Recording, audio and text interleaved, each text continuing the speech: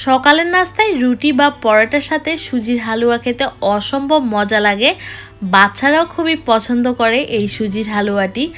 আসসালামু আলাইকুম, welcome back to my channel. আজকে আমি চলে এসেছি আপনাদের সাথে খুবই কমন সুজির হালুয়া রেসিপি নিয়ে। যারা নতুন রাঁধুনি আছেন, আজকের রেসিপিটি তাদের জন্য।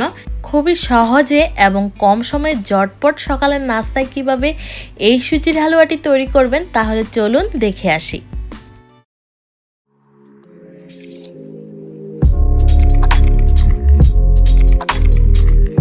সুজির হালুয়া রান্না করার জন্য আমি চুলার আঁচটা মিডিয়াম টু লোতে রেখে একটি প্যান বসিয়ে দিয়েছি, আর এতে দিয়ে দিচ্ছি হাফ কাপ পরিমাণ ঘি। আপনারা চাইলে ঘিয়ের পরিবর্তে তেলও ইউজ করতে পারেন, তবে সুজির হালুয়া রান্না করতে ঘিটা ইউজ করলে এর ফ্লেভারটা বেশি ভালো আসে, আর এতে ঘির পরিমাণটা একটু বেশি দেওয়া হয়। এবার এর মধ্যে 3টে এলাচি এবং 2 টুকরো দারচিনি দিয়ে এগুলোকে কয়েক সেকেন্ড তেলের মধ্যে ভেজে নিয়ে এর মধ্যে দিয়ে দিব হাফ কাপ পরিমাণ সুজি।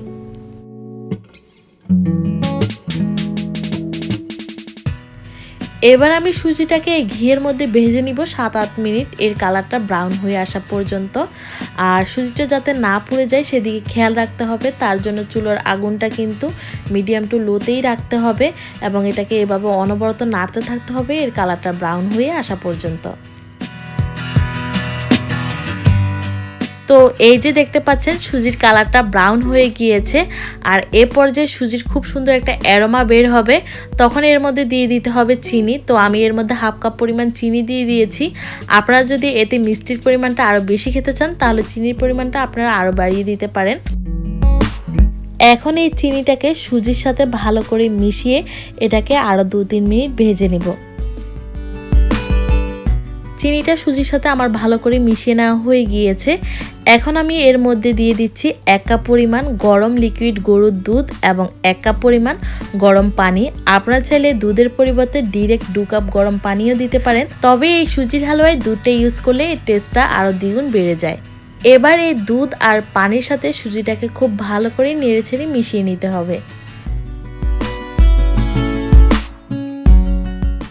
এটাকে নাড়তে নাড়তে কিছুক্ষণের মধ্যেই দেখা যাবে যে সুজিটা ঘন হয়ে আসছে, আর তখনই এর মধ্যে ড্রাই ইনগ্রিডিয়েন্টসগুলো দিয়ে দিতে হবে। তো আমি এখানে কিছু কাঠবাদাম, পেস্তা বাদাম, কাজু বাদাম এবং কিছু কিশমিশ দিয়ে নিচ্ছি, তবে এটা সম্পূর্ণ অপশনাল, আপনারা চাইলে যে কোনো একটাই দিতে পারেন।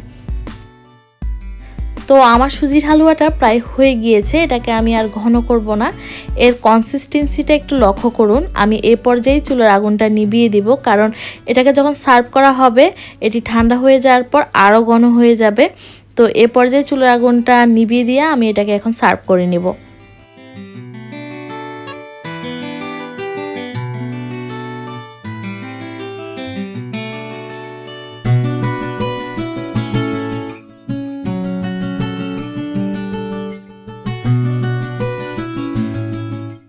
আমি একটা সার্ভিং ডিশে সুজিটাকে তুলে নিয়েছি, আর এর উপর আরও কিছু বাদাম আর কিশমিশ দিয়ে সাজিয়ে নিলাম। সকালের নাস্তায় রুটি, পরোটা, লুচির সাথে এটি খেতে পারেন বা এমনিতেও খেতে পারেন, আর বাচ্চারাও এটি খুবই পছন্দ করে।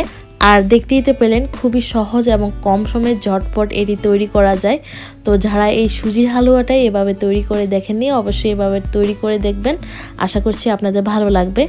তো আজকে এ পর্যন্তই। যদি আপনাদের আমার আজকের এই রেসিপিটি ভালো লেগে থাকে, তাহলে আমার ভিডিওতে লাইক এবং কমেন্টস করবেন, সাথে আমার চ্যানেলটিকে সাবস্ক্রাইব করতে ভুলবেন না।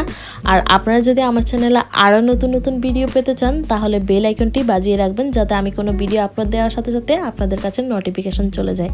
ধন্যবাদ। আল্লাহ হাফেজ।